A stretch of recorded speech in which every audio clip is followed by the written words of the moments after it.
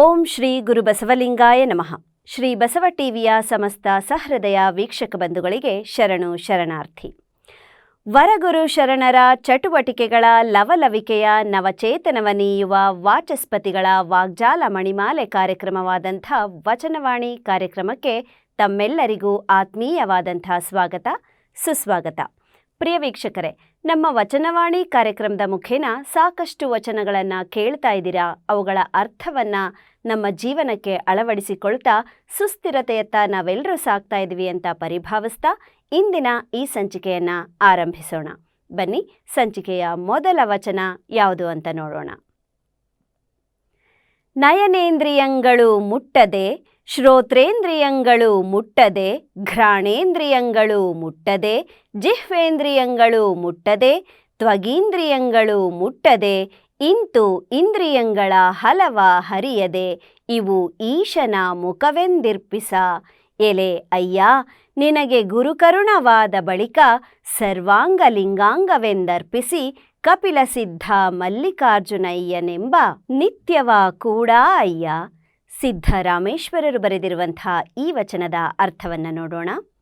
ಅಯ್ಯ, ಮಹೇಶನ ಪ್ರಸಾದಿಯೇ, ನೀನು ಲಿಂಗಕ್ಕೆ ಪದಾರ್ಥವನ್ನರ್ಪಿಸಬೇಕಾದರೆ ಶ್ರೋತ್ರೇಂದ್ರಿಯ ಅಂದರೆ ಕಿವಿ, ತ್ವಚ ಅಂದರೆ ಚರ್ಮ, ನೇತ್ರ ಅಂದರೆ ಕಣ್ಣು, ಜಿಹ್ವೆ ಎಂದರೆ ನಾಲಿಗೆ, ಘ್ರಾಣ ಎಂದರೆ ಮೂಗು ಮುಂತಾದ ಇಂದ್ರಿಯಗಳು ವಿಷಯ ಭೋಗದಾಸೆಯಿಂದ ಸ್ಪರ್ಶಿಸದೆ ಇಂತಿ ಪಂಚೇಂದ್ರಿಯಗಳೆಲ್ಲ ಆಚಾರಲಿಂಗ, ಗುರುಲಿಂಗ, ಶಿವಲಿಂಗ, ಜಂಗಮಲಿಂಗ, ಪ್ರಸಾದಲಿಂಗವೆಂಬ ಪಂಚಲಿಂಗದ ಮುಖವೆಂದು ಲಿಂಗ ಭಾವದಿಂದ ಅರ್ಪಿಸು.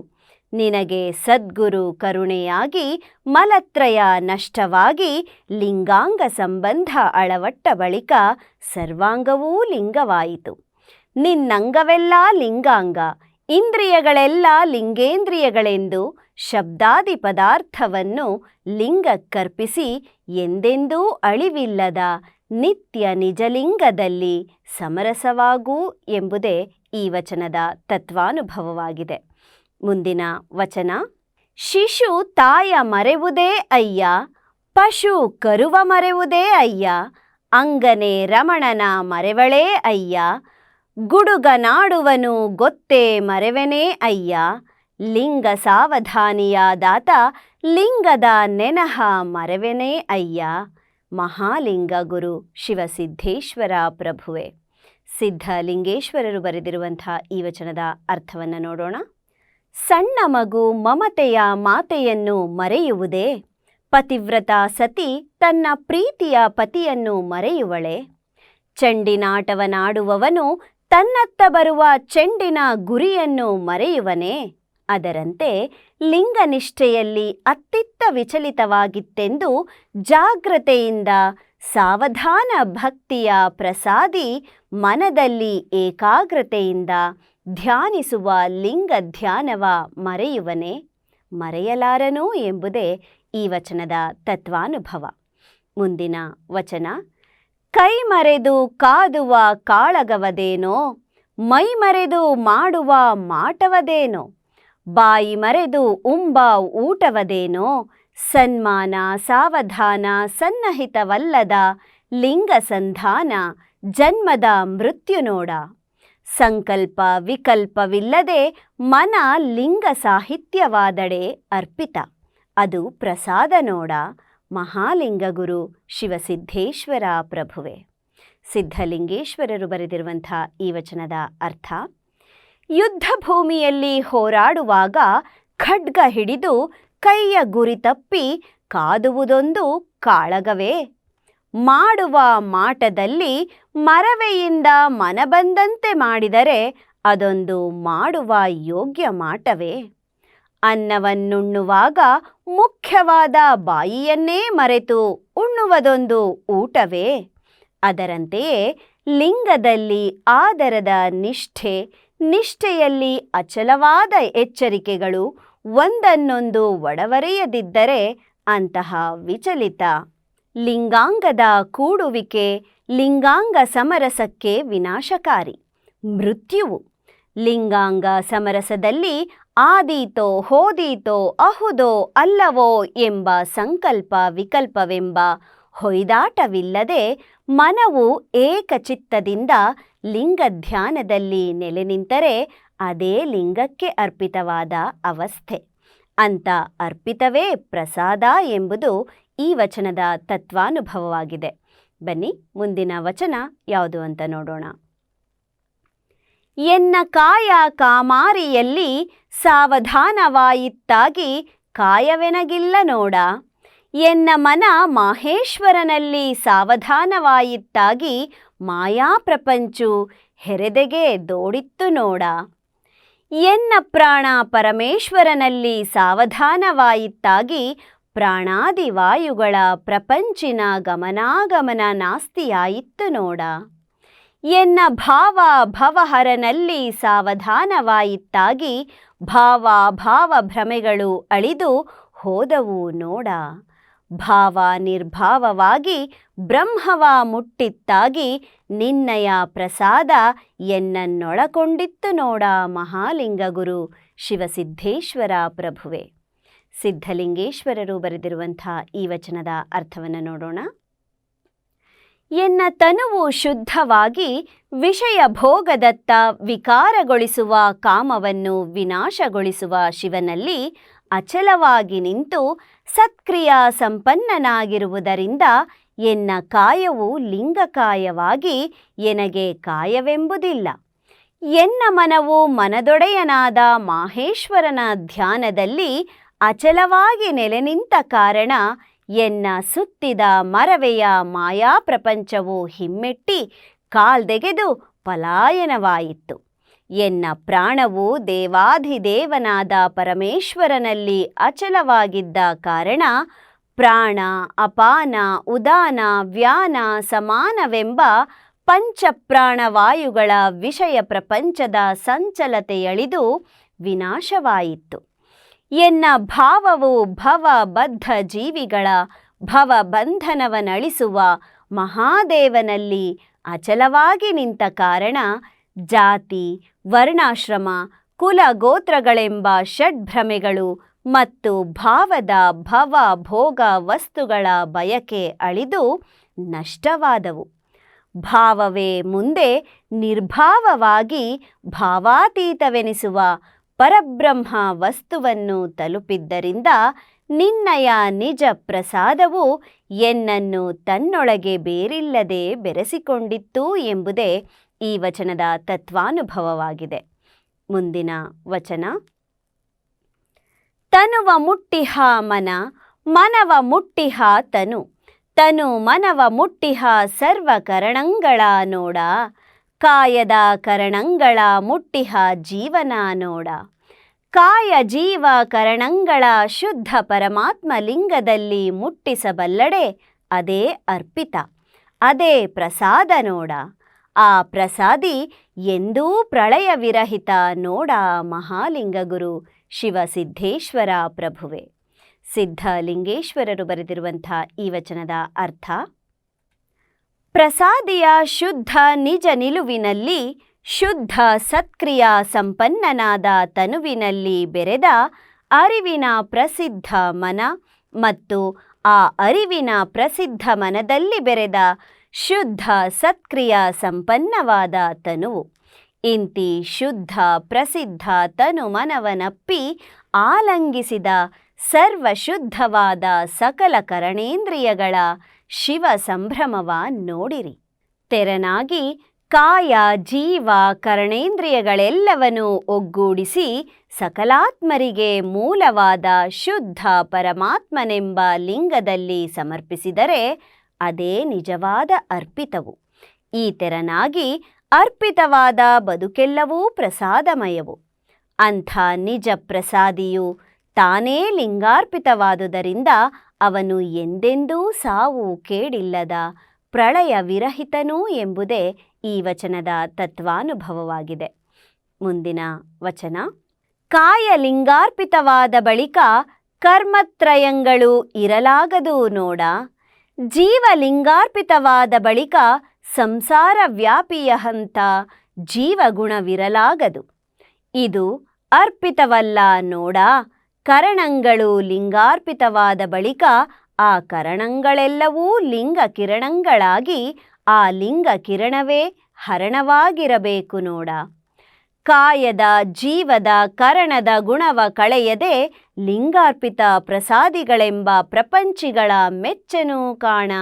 ಮಹಾಲಿಂಗ ಗುರು ಶಿವಸಿದ್ದೇಶ್ವರ ಪ್ರಭುವೆ.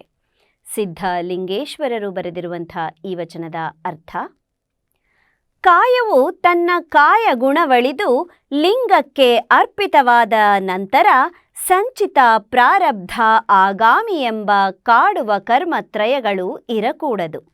ಜೀವವು ತನ್ನ ಜೀವಭಾವದ ಜಂಜಡವಳಿದ ನಂತರ ಮತ್ತೆ ಜಾತಿ, ವರ್ಣಾಶ್ರಮ, ಕುಲ, ಗೋತ್ರ, ನಾಮ ಮುಂತಾದ ಲೋಕ ಪ್ರಪಂಚದ ಜಂಜಡವೆಂಬ ಜೀವಗುಣವಿರಕೂಡದು. ಇದ್ದಲ್ಲಿ ಕಾಯ ಮತ್ತು ಜೀವಗಳು ಲಿಂಗಕ್ಕೆ ಅರ್ಪಿತವಲ್ಲ. ಚಿತ್ತಬುದ್ಧಿ, ಅಹಂಕಾರ, ಮನಜ್ಞಾನವೆಂಬ ಅಂತಃಕರಣ, ಶ್ರೋತ್ರ, ತ್ವಚ, ನೇತ್ರ, ಜಿಹ್ವೆ, ನಾಶಿಕಾ, ವಾಕ್, ಪಾಣಿ, ಪಾದ, ಗುದ, ಗುಹ್ಯಗಳೆಂಬ ಬಹಿರ್ಕರಣಗಳು ಲಿಂಗಕ್ಕೆ ಅರ್ಪಿತವಾದ ನಂತರ ಆ ಕರಣಗಳೆಲ್ಲವೂ ಲಿಂಗದ ಕಿರಣಗಳಾಗಿರಬೇಕು. ಅಂತಹ ಲಿಂಗದ ನಿಜ ಪ್ರಭೆಯ ಬೀರುವ ಕಿರಣಗಳೇ ಪ್ರಸಾದಿಯ ಪ್ರಾಣವಾಗಿರಬೇಕು. ಈ ರೀತಿಯಾಗಿ ಕಾಯದ ಜೀವದ ಕರಣದ ಪೂರ್ವ ಗುಣವ ಕಳೆದು ಪರಿಶುದ್ಧಗೊಳ್ಳದೆ ಬರಿದೇ ನಾವು ಲಿಂಗಾರ್ಪಿತ ಪ್ರಸಾದಿಗಳೆಂದು ಬೀಗುವ ಬದ್ಧ ಪ್ರಪಂಚಿಗಳನ್ನು ಶಿವ ಮೆಚ್ಚನು ಎಂಬುದೇ ಈ ವಚನದ ತತ್ವಾನುಭವವಾಗಿದೆ. ಮುಂದಿನ ವಚನ: ಬತ್ತಿ ಸಾಯುಧದಲ್ಲಿ ಅಭ್ಯಾಸವ ಮಾಡಿದಡೇನು, ಹಗೆಯ ಕೊಲುವಡೆ ಒಂದಲಗು ಸಾಲದೆ, ಲಿಂಗವ ಗೆಲುವೆಡೆ ಶರಣ ಸತಿ ಲಿಂಗಪತಿ ಎಂಬುದೊಂದಲಗು ಸಾಲದೆ, ಎನಗೆಯು ನಿನಗೆಯು ಜಂಗಮ ಪ್ರಸಾದವೆಂಬ ಅಲಗು ಸಾಲದೇ ಕೂಡಲ ಸಂಗಮ ದೇವ. ಬಸವಣ್ಣನವರು ಬರೆದಿರುವಂತಹ ಈ ವಚನದ ಅರ್ಥ: 32 ಥರದ ಆಯುಧವನ್ನು ಅಭ್ಯಾಸ ಮಾಡಿದರೇನು ಪ್ರಯೋಜನ? ತನ್ನ ವೈರಿಯನ್ನು ಕೊಲ್ಲಬೇಕಾದರೆ ಒಂದೇ ಒಂದು ಕತ್ತಿಯೂ ಸಾಲುವುದಿಲ್ಲವೇ? ಅದರಂತೆ ಪರಾಪರವೆನಿಸುವ ಲಿಂಗವನ್ನು ಗೆದ್ದು ಪಡೆಯಲು ಶರಣಸತಿ ಲಿಂಗಪತಿ ಎಂಬ ಭಾವದ ನಿಜನಿಷ್ಠೆ ಎಂಬ ಒಂದೇ ಒಂದು ಅಲಗು ಸಾಲದೆ? ಅಕಾಯ ಚರಿತನಾದ ನಿನಗೂ ಶುದ್ಧ ಕಾಯ ಸಹಿತನಾದ ಎನಗೂ ಚರಿಸುವ ಲಿಂಗವೆನಿಸುವ ಜಂಗಮ ಪ್ರಸಾದವೆಂಬ ಅಲಗು ಸಾಲದೆ ಎಂಬುದೇ ಈ ವಚನದ ತತ್ವಾನುಭವವಾಗಿದೆ.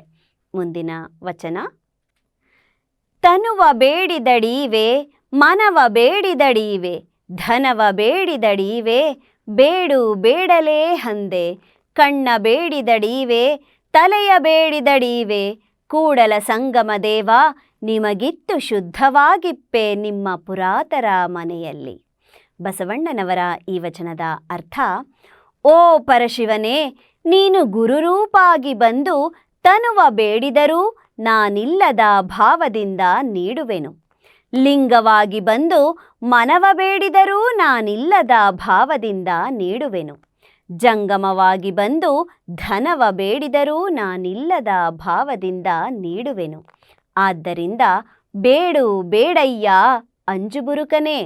ಅಷ್ಟೇ ಅಲ್ಲ, ಎನ್ನ ಕಣ್ಣ ಬೇಡಿದರೂ ಕೊಡುವೆ, ತಲೆಯ ಬೇಡಿದರೂ ಕೊಡುವೆ.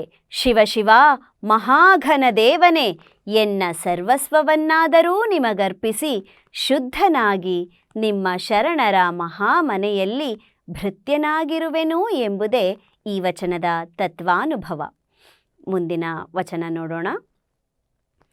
ಅಂಕ ಕಂಡ ಕೋಲಾಸೆ ಮತ್ತೆ ಕಯ್ಯ, ಲೆಂಕ ಕಂಡ ಪ್ರಾಣದಾಸೆ ಮತ್ತೆ ಕಯ್ಯ, ಭಕ್ತ ಕಂಡ ತನು ಮನ ಧನದಾಸೆ ಮತ್ತೆ ಕಯ್ಯ. ನಿಮ್ಮ ಅಂಕೆಗೆ ಝಂಕೆಗೆ ಶಂಕಿಸಿದೆನಾದಡೆ, ಎನ್ನ ಲೆಂಕತನಕ್ಕೆ ಹಾನಿ ಕೂಡಲ ಸಂಗಮದೇವ. ಬಸವಣ್ಣನವರು ಬರೆದಿರುವಂತಹ ಈ ವಚನದ ಅರ್ಥ: ಶಕ್ತಿ ಯುಕ್ತಿಶಾಲಿಯಾದ ಸಕಲ ಸೂಕ್ತ ಆಯುಧವುಳ್ಳ ವೀರನಿಗೆ ಕಾದಾಡಲು ಮತ್ತೆ ಕೈಕೋಲಿನ ಆಸೆಯೇತಕ್ಕೆ ಬೇಕು? ಅರಸನ ಅಂಗರಕ್ಷಣೆಯ ಸೇವಕನಾದ ಬಳಿಕ ತಪ್ಪಿಸಿ ಬದುಕಬೇಕೆಂಬ ಪ್ರಾಣದಾಸೆ ಮತ್ತೇಕೆ ಬೇಕು? ಅದರಂತೆ ಗುರು ಲಿಂಗ ಜಂಗಮದ ಭಕ್ತನಾದ ಬಳಿಕ ತನು ಮನ ಧನದ ಮೇಲಿನಾಸೆ ಮತ್ತೇಕೆ ಬೇಕು? ಓ ದೇವನೇ, ನೀನು ನನ್ನನ್ನು ಸ್ವಾಧೀನಪಡಿಸಿಕೊಂಡರೆ ಅಥವಾ ಬೆದರಿಕೆಯೊಡ್ಡಿದರೆ, ನಿಮ್ಮ ನಂಬುಗೆಯಲ್ಲಿ ಸಂದು ಸಂಶಯ ಪಟ್ಟೆನಾದರೆ ಎನ್ನ ಭೃತ್ಯಾಚಾರಕ್ಕೆ ಅದೇ ಹಾನಿ ಎಂಬುದು ಈ ವಚನದ ತತ್ವಾನುಭವವಾಗಿದೆ. ಮುಂದಿನ ವಚನ: ಹಲ್ಲು ಹತ್ತಿ ನಾಲಿಗೆ ಹೊರಳದಿದ್ದಲ್ಲಿ ಮನವೆರಡಾದಡೆ ಆಣೆ ನಿಮ್ಮಾಣೆ. ಮಾಡುವ ನೇಮಕ್ಕೆ ಛಲವಿಲ್ಲದಿದ್ದಡೆ ಆಣೆ ನಿಮ್ಮಾಣೆ. ಕೂಡಲ ಸಂಗಮದೇವ, ಎನ್ನ ಮನವ ನೋಡಲೆಂದಟ್ಟಿದಡೆ ಪ್ರಸಾದವಲ್ಲದೆ ಕೊಂಡೆನಾದಡೆ ಆಣೆ ನಿಮ್ಮಾಣೆ.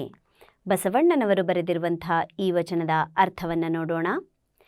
ಹೇ ಶಿವನೇ, ನಿಮ್ಮ ಭಕ್ತಿ ಪಥದಲ್ಲಿ ನಡೆಯುವಾಗ ಕಷ್ಟಗಳು ಕಾಯವನ್ನು ಆಕ್ರಮಿಸಿ ಹಲ್ಲುಗಟ್ಟಿ ಹಿಡಿದು ಬಾಯಲ್ಲಿ ನಾಲಿಗೆ ಅತ್ತಿತ್ತ ಹೊರಳದ ಪ್ರಸಂಗದಲ್ಲಿಯೂ ಎನ್ನ ಮನ ನಿಮ್ಮ ಭಕ್ತಿಯಲ್ಲಿ ಎರಡಾದರೆ ಆಣೆ ನಿಮ್ಮಾಣೆ.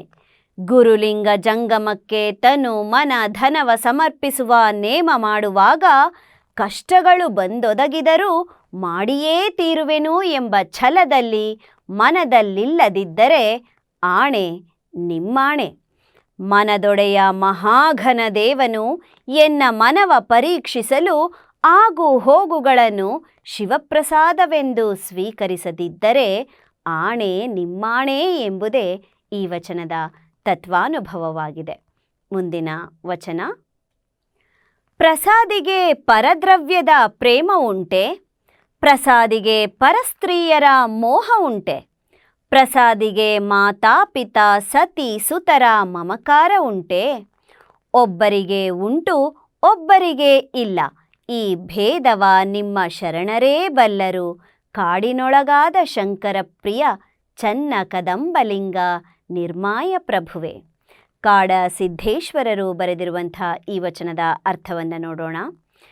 ತನು ಮನ ಭಾವಗಳಲ್ಲಿ ಪರಿಶುದ್ಧನಾದ ಪ್ರಸಾದಿಗೆ ಪರರ ಧನ ದ್ರವ್ಯದ ಮೇಲೆ ಆಸೆಯುಂಟೆ? ಸಕಲ ಕರಣೇಂದ್ರಿಯಗಳೆಲ್ಲ ಪರಿಶುದ್ಧಗೊಂಡ ಪ್ರಸಾದಿಗೆ ಪರಸ್ತ್ರೀಯರ ಮೇಲೆ ಮತ್ತೆ ಮೋಹ ಉಂಟೆ? ಅಂಗದ ಪೂರ್ವಾಶ್ರಯದ ಸಕಲ ಸಂಬಂಧವ ಹರಿದೊಗೆದ ಪ್ರಸಾದಿಗೆ ಮತ್ತೆ ಮಾತಾಪಿತರ ಸತಿ ಸುತರ ಮೇಲೆ ನನ್ನವರೆಂಬ ಮಮಕಾರ ಉಂಟೆ? ಇಂತಿ ಪ್ರಪಂಚಿನ ಪ್ರೇಮ ಮೋಹ ಮಮಕಾರವು ಬದ್ಧ ಭವಿಗಳಿಗೆ ಉಂಟು. ಶುದ್ಧ ಶಿವ ಭಕ್ತ ಪ್ರಸಾದಿಗಳಿಗಿಲ್ಲ. ಇದರ ನಿಜ ಮರ್ಮವನು ನಿಮ್ಮ ಅನುಭಾವಿ ಶರಣರೇ ಬಲ್ಲರು ಶಿವನೇ ಎಂಬುದೇ ಈ ವಚನದ ತತ್ವಾನುಭವವಾಗಿದೆ. ಮುಂದಿನ ವಚನ: ಸುಖಶೀಲ ಲಿಂಗ ಧ್ಯಾನ, ಸಮಶೀಲ ಜಂಗಮ ಪ್ರೇಮ, ಮಹಾಶೀಲ ಅವರೆಂದಂತೆಂಬುದು ಈ ತ್ರಿವಿಧವನರಿವಡೆ ಕೂಡಲ ಚನ್ನ ಸಂಗನೆಂಬೆ. ಚನ್ನ ಬಸವಣ್ಣನವರು ಬರೆದಿರುವಂಥ ಈ ವಚನದ ಅರ್ಥ: ಸಮಸ್ತ ಸುಖದ ಶೀಲವೆಂದರೆ ಅದು ಅಚಲವಾದ ಚಿತ್ತದಲ್ಲಿ ನಿಂತ ಲಿಂಗಧ್ಯಾನವು. ಸಕಲ ಸಮತಾ ಶಾಂತಿಗೆ ಶೀಲವೆಂದರೆ ಅದು ಚರಲಿಂಗವಾಗಿ ಚರಿಸುವ ಜಂಗಮ ಪ್ರೇಮವು. ಮಹಾಘನವರಿದು ಅನುಭವಿಸಿದ ಅನುಭಾವಿ ಜಂಗಮ ಶರಣರೆಂದಂತೆ ಅಹುದೆಂಬುದೇ ಮಹಾಶೀಲವು. ಇಂತಿ ಸುಖಶೀಲ ಸಮಶೀಲ ಮಹಾಶೀಲವನರಿದು ಆಚರಿಸಿದರೆ ಅವನೇ ಸಾಕ್ಷಾತ್ ಶಿವನು ಎಂಬುದು ಈ ವಚನದ ತತ್ವಾನುಭವವಾಗಿದೆ. ಮುಂದಿನ ವಚನ ನೋಡೋಣ. ಅಂಗವಿರೋಧಿ ಶರಣ, ಲಿಂಗ ಪ್ರಾಣ ಪ್ರತಿಗ್ರಾಹಕ, ಅರ್ಥ ಪ್ರಾಣಾಭಿಮಾನ ವಿರೋಧಿ ಶರಣ, ಜಂಗಮ ಪ್ರಾಣ ಪ್ರತಿಗ್ರಾಹಕ, ರುಚಿ ವಿರೋಧಿ ಶರಣ, ಪ್ರಸಾದ ಪ್ರಾಣ ಪ್ರತಿಗ್ರಾಹಕ. ಈ ತ್ರಿವಿಧವ ಮೀರಿ ನಿಮ್ಮಲ್ಲಿನಿಂದ ಕೂಡಲ ಚನ್ನ ಸಂಗ ನಿಮ್ಮ ಶರಣ. ಚನ್ನ ಬಸವಣ್ಣನವರು ಬರೆದಿರುವಂಥ ಈ ವಚನದ ಅರ್ಥ: ಅಲ್ಲದ ಆಚಾರವೆಂಬ ಅಂಗವಿಕಾರಕ್ಕೆ ವಿರೋಧಿಯಾದ ಶರಣನೇ ವಾಯು ಪ್ರಾಣವನಳಿದು ಲಿಂಗ ಪ್ರಾಣವನ್ನು ಸ್ವೀಕರಿಸುವವನು. ಪ್ರಪಂಚ ಭೋಗ ಸಾಧನಗಳೆನಿಸುವ ಅರ್ಥಪ್ರಾಣ ಅಭಿಮಾನಗಳಿಗೆ ವಿರೋಧಿಯಾದ ಶರಣನೇ ಅನುಭಾವವೆಂಬ ಜಂಗಮ ಪ್ರಾಣವನ್ನು ಸ್ವೀಕರಿಸುವವನು. ರಸನೆಯ ರುಚಿಗೆ ವಿರೋಧಿಯಾದ ಶರಣನು ಶಿವಪ್ರಸಾದವನ್ನು ಸ್ವೀಕರಿಸುವವನು. ಇಂತಿ ಮೂರನೂ ಮೀರಿ ಮಹದಾನಂದದಲ್ಲಿ ನಿಂತ ಮಹಾಂತನೇ ಮಹಾಶರಣನು ಎಂಬುದು ಈ ವಚನದ ತತ್ವಾನುಭವವಾಗಿದೆ. ಮುಂದಿನ ವಚನ. ಅಂಗದ ಮೇಲಣ ಲಿಂಗ ಹಿಂಗದಂತಿರಬೇಕು, ಅಂಗಕ್ಕೆ ಲಿಂಗಕ್ಕೆ ಸಂಬಂಧವೇನೋ ಮನಮುಟ್ಟದನ್ನಕ್ಕ. ಕಾಯ ಕಾಯಕವ ಮಾಡುತ್ತಿರಲು ಮನವು ಲಿಂಗದಲ್ಲಿ ಬೆರೆಸಿ ತೆರೆಹಿಲ್ಲದಿಪ್ಪ ಮಡಿವಾಳನ ಪರಿಯ ನೋಡ. ಅಂಗ ಲಿಂಗ ಸಂಗವೆಂಬ ಸಂದು ಸಂಶಯವಳಿದು ಸರ್ವಾಂಗಲಿಂಗ ಸಂಬಂಧಿ ಕೂಡಲ ಚನ್ನ ಸಂಗಯ್ಯನಲ್ಲಿ ಮಡಿವಾಳ ಮಾಚಯ್ಯನು. ಚನ್ನ ಬಸವಣ್ಣನವರು ಬರೆದಿರುವಂಥ ಈ ವಚನದ ಅರ್ಥವನ್ನು ನೋಡೋಣ. ಅಂಗದ ಮೇಲಿನ ಇಷ್ಟಲಿಂಗವನ್ನು ಸದಾಕಾಲ ಅಗಲದಂತಿರಬೇಕು.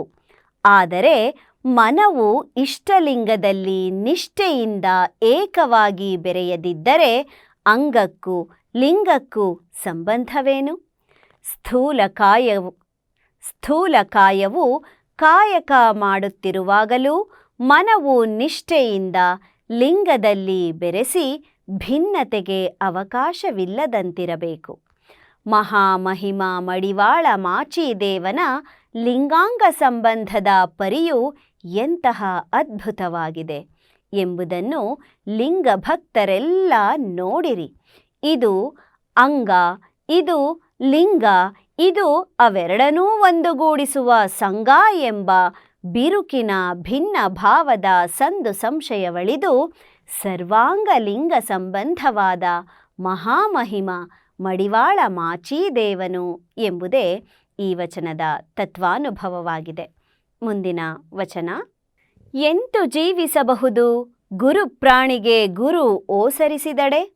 ಎಂತು ಜೀವಿಸಬಹುದು ಲಿಂಗ ಪ್ರಾಣಿಗೆ ಲಿಂಗ ಓಸರಿಸಿದಡೆ? ಎಂತು ಜೀವಿಸಬಹುದು ಜಂಗಮ ಪ್ರಾಣಿಗೆ ಜಂಗಮ ಓಸರಿಸಿದಡೆ? ಎಂತು ಜೀವಿಸಬಹುದು ಪ್ರಸಾದ ಪ್ರಾಣಿಗೆ ಕೂಡಲ ಚನ್ನ ಸಂಗಯ್ಯ ಪ್ರಸಾದ ಓಸರಿಸಿದಡೆ? ಚನ್ನ ಬಸವಣ್ಣನವರ ಈ ವಚನದ ಅರ್ಥವನ್ನು ನೋಡೋಣ. ಅರಿವಿನ ಗುರುವೇ ತನ್ನ ಪ್ರಾಣವೆಂದು ನಂಬಿದ ಗುರು ಪ್ರಾಣಿಯು ಅರಿವಿನ ಗುರು ಅಗಲಿದರೆ ಹೇಗೆ ಬಾಳುವುದು? ವಿಶ್ವಚೇತನವಾದ ಲಿಂಗವೇ ತನ್ನ ಪ್ರಾಣವೆಂದು ನಂಬಿದ ಲಿಂಗ ಪ್ರಾಣಿಯು ತನ್ನ ಸರ್ವಾಂಗ ಚೇತನವಾದ ಲಿಂಗವು ತನ್ನಿಂದ ಅಗಲಿದರೆ ಹೇಗೆ ಬಾಳುವುದು? ಚರಿಸುವ ಲಿಂಗ ಚೇತನವೆಂಬ ಜಂಗಮವೇ ತನ್ನ ಪ್ರಾಣವೆಂದು ನಂಬಿದ ಜಂಗಮ ಪ್ರಾಣಿಯು ತನ್ನ ಪ್ರಾಣ ಚೇತನವಾದ ಜಂಗಮ ಅಗಲಿದರೆ ಹೇಗೆ ಬಾಳುವುದು?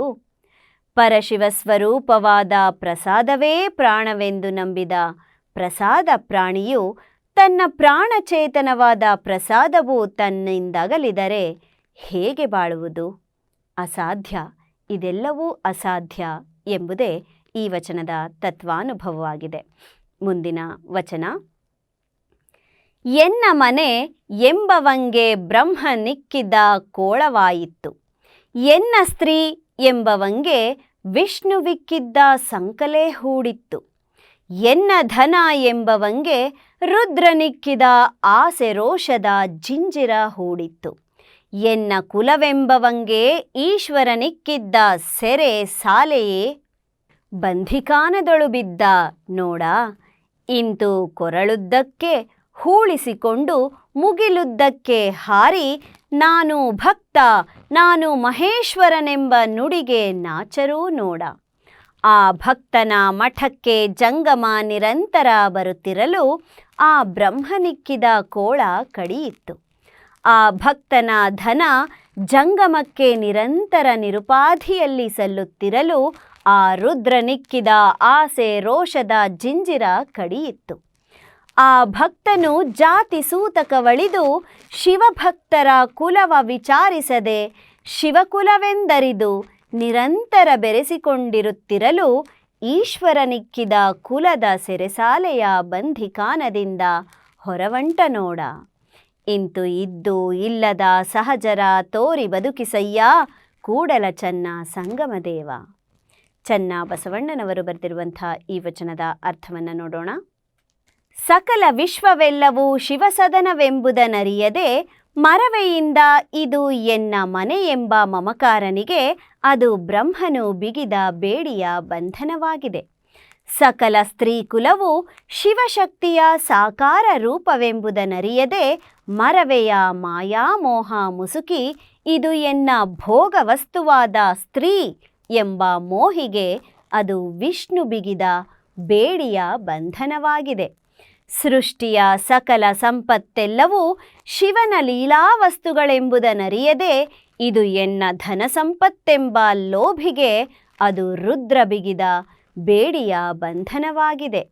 ಶಿವತತ್ವದಿಂದುದಿಸಿದ ಸಕಲ ಮಾನವರೆಲ್ಲರೂ ಶಿವಾಂಶಿಕರು, ಶಿವಕುಲದವರೆಂಬುದನರಿಯದೆ ಲೋಕದ ಜಡಮತಿಗಳು ಜಾತಿಗಳಲ್ಲಿ ತನ್ನದೀ ಜಾತಿ ಎಂಬ ಜಾತ್ಯಾಂಧನು ಅವನು ಈಶ್ವರನು ಬಿಗಿದ ಸೆರೆಮನೆಯೆಂಬ ಬಂಧೀಖಾನೆಯೊಳು ಬಿದ್ದನು. ಈ ತೆರನಾಗಿ ಭವದ ಭೂಮಿಯಲ್ಲಿ ತನ್ನ ಕೊರಳುದ್ದಕ್ಕೆ ಹೂಳಿಸಿಕೊಂಡು ಬಂಧಿಯಾಗಿದ್ದರೂ ಮುಗಿಲುದ್ದಕ್ಕೆ ಹಾರಿ ಹಾರಿ ನಾನು ಭವಗೆದ್ದ ಭಕ್ತ, ನಾನು ಮಹೇಶ್ವರ ಎಂದು ತನಗೆ ತಾನೇ ನುಡಿದುಕೊಳ್ಳುವ ಮಾತಿಗೆ ಕೊಂಚವೂ ನಾಚರು ಈ ಭವಬಂದಿಗಳು. ಇಂತಿ ತೆರನಾಗಿ ತನಗೆ ಬಿಗಿದ ಭವ ಬಂಧನವನು ಸುಜ್ಞಾನದಿಂದರಿದು ಸದ್ಗುರು ಕಾರುಣ್ಯವ ಪಡೆದು ಅಂಗದಲ್ಲಿ ಲಿಂಗ ಸಂಬಂಧವನಳವಡಿಸಿಕೊಂಡು ಸತ್ಯ ಶುದ್ಧ ಸದಾಚಾರಿಯಾದ ಬಳಿಕ ಆ ಭಕ್ತನ ಮಠಕ್ಕೆ ಸುಳಿದಾಡುವ ಜಂಗಮವು ಸದಾಕಾಲ ಬರುತ್ತಲಿರುವ ಕಾರಣದಿಂದ ಬ್ರಹ್ಮ ಬಿಗಿದ ಬೇಡಿಯ ಬಂಧನ ಕಡಿಯಿತ್ತು. ಅಂತಹ ಸದಾಚಾರಿ ಸದ್ಭಕ್ತನ ಸತಿಯು ಸದಾಶಿವರೂಪಿ ಶರಣರಿಗೆ ಜಂಗಮ ದಾಸೋಹವ ಮಾಡುತ್ತಿರುವುದರಿಂದ ಆ ಭಕ್ತನಿಗೆ ವಿಷ್ಣು ಬಿಗಿದ ಬೇಡಿಯ ಬಂಧನ ಕಡಿಯಿತ್ತು. ಅಂತಹ ಸದಾಚಾರಿ ಸದ್ಭಕ್ತನ ಕಾಯಕದ ಧನ ಸಂಪತ್ತು ಸದಾಕಾಲ ನಿರ್ವಂಚನೆಯಿಂದ ಶಿವಸ್ವರೂಪಿಗಳಾದ ಜಂಗಮ ದಾಸೋಹಕ್ಕೆ ಸವೆಯುತ್ತಿರುವುದರಿಂದ ಆ ಭಕ್ತನಿಗೆ ರುದ್ರ ಬಿಗಿದ ಆಸೆಯ ರೋಷದ ಪಂಜರ ಕಡಿಯಿತ್ತು. ಆ ಭಕ್ತನು ಅಂಧ ಸಂಪ್ರದಾಯದ ಮಾನವ ನಿರ್ಮಿತ ಜಾತಿ ಸೂತಕವನಳಿದು ಸದಾಚಾರಿ ಶಿವಸದ್ಭಕ್ತರ ಕುಲವನೆಣಿಸದೆ ಶಿವಕುಲದವರೂ ಎಂದು ಸಮರಸಗೊಳಿಸಿಕೊಂಡ ಕಾರಣ ಈಶ್ವರ ಬಿಗಿದ ಕುಲದ ಬೇಡಿಯು ಬಂಧಿಖಾನೆಯಿಂದ ಹೊರಬಂದನು. ಈ ತೆರನಾಗಿ ಲೋಕದ ಬದುಕಿನಲ್ಲಿ ಇದೂ ಕೂಡ ಸಕಲ ಸಂಪತ್ತು ಶಿವನ ಸೊಮ್ಮೆಂದು ಶಿವರೂಪಿಗೆ ಸಮರ್ಪಿಸಿ ನಿರ್ಲೇಪನಾಗಿರುವ ಸಹಜ ಶಿವಭಕ್ತರ ತೋರಿ ಎನ್ನ ಲಿಂಗವಾಗಿ ಬದುಕಿಸೂ ದೇವಾ ಎಂಬುದೇ ಈ ವಚನದ ತತ್ವಾನುಭವವಾಗಿದೆ. ಪ್ರಿಯ ವೀಕ್ಷಕರೇ, ಕೇಳಿದ್ರಲ್ಲ, ಇಂದಿನ ಸಂಚಿಕೆಯಲ್ಲಿ ಸಾಕಷ್ಟು ವಚನಗಳನ್ನು ಕೇಳಿದಿರಿ. ಹಾಗೆ ಗೌಪ್ಯ ವಚನಕಾರರನ್ನು, ಅವರ ನಾಮಧೇಯವನ್ನು ತಿಳ್ಕೊಂಡಿದ್ದೀರಿ. ಎಲ್ಲ ವಚನಗಳು ಏನನ್ನು ಅರ್ಥೈಸುತ್ತೆ, ಅವುಗಳ ಸಾರ ಏನು, ಅವುಗಳ ಸಾರವನ್ನು ನಮ್ಮ ಜೀವನಕ್ಕೆ ಅಳವಡಿಸಿಕೊಂಡಾಗ ನಮ್ಮ ಜೀವನ ಸುಸ್ಥಿರತೆಯತ್ತ ಸಾಗುವುದು ನಿಸ್ಸಂಶಯ ಎಂಬುದನ್ನು ಭಾವಿಸುತ್ತಾ ಇಂದಿನ ಈ ಸಂಚಿಕೆಯನ್ನು ಇಲ್ಲಿಗೆ ಮುಗಿಸ್ತಾ ಇದ್ದೀನಿ. ಇಂದಿನ ಸಂಚಿಕೆಯಲ್ಲಿ ತಾವೆಲ್ಲರೂ ಕೇಳರಿತಂತಹ ಈ ಎಲ್ಲ ವಚನಗಳ ಸಂಗ್ರಹ ಹಾಗೂ ಅವುಗಳನ್ನು ಅರ್ಥೈಸಿರುವವರು ವಚನ ತತ್ವಾನುಭವ ಎಂಬ ಕೃತಿಯ ಲೇಖಕರಾದ ಶ್ರೀ ಸಿದ್ದರಾಮೇಶ್ವರ ಶರಣರು ಬೆಲ್ದಾಳ. ಇವರ ಮತ್ತೊಂದಷ್ಟು ವಚನದೊಂದಿಗೆ ಮತ್ತೆ ನಿಮ್ಮನ್ನು ಭೇಟಿಯಾಗ್ತೀನಿ ಅಂತ ಹೇಳ್ತಾ ಇಂದಿನ ಈ ಸಂಚಿಕೆಯನ್ನು ಮುಗಿಸ್ತಾ ಇದ್ದೀನಿ. ನಿರಂತರವಾಗಿ ನೋಡ್ತಾ ಇರಿ ಶ್ರೀ ಬಸವ ಟಿವಿ. ಇದು ಸಂಸ್ಕಾರದ ಬೆಳಕು. ಶರಣು ಶರಣಾರ್ಥಿ.